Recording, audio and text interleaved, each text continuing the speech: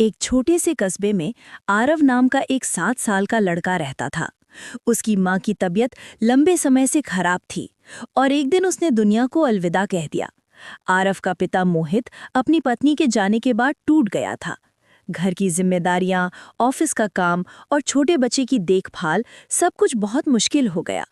कई महीनों तक सब कुछ जैसे रुक गया था, लेकिन जिंदगी तो चलनी ही होती है। एक दिन परिवार वालों के कहने पर मोहित ने दूसरी शादी कर ली, नैना से। आरव के दिल में अपनी असली माँ की यादें गहराई से बसी थीं, इसलिए उसने नई माँ को कभी अपनाया ही नहीं। वो नैना से बात भी नहीं करता था, खाना भी तभी खाता जब वो सामने ना हो।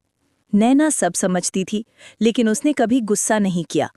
हर रोज वो आरव के लिए उसके मनपसंद लड्डू बनाती, उसके कपड़े प्रेस करती, स्कूल बैग तैयार करती। लेकिन आरव हर बार बस एक ही बात कहता, मुझे तुम्हारी मदद नहीं चाहिए, तुम मेरी माँ नहीं हो। वो शब्द नैना के दिल को चीर देते थे, लेकिन उसने हार नहीं मानी। वो जानती थी कि प्यार जबरदस्ती नहीं मिलता, उसे वक्त देना पड़ता है। एक दिन स्कूल में आरव का एक्सीडेंट हो गया। उसे सिर पर चोट लगी और उसे अस्पताल में भर्ती करना पड़ा। मोहित शहर से बाहर था और नैना ही सबसे पहले वहां पहुंची।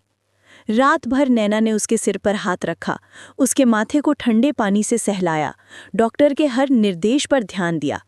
सुबह जब आरव की आंखें खुलीं, उसने देखा कि उसकी सौतेली माँ उसके तकिए के पास बैठी, थकी हुई आंखों से उसे देख रही थी और आंसू बहा रही थी।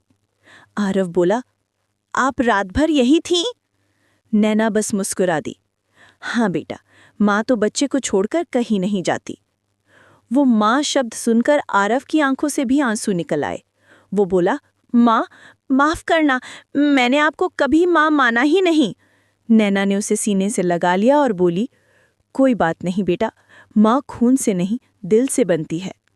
उस दिन के बाद से आरव ने कभी उसे सौतेली माँ नहीं कहा। अब वो हर जगह गर्व से कहता था,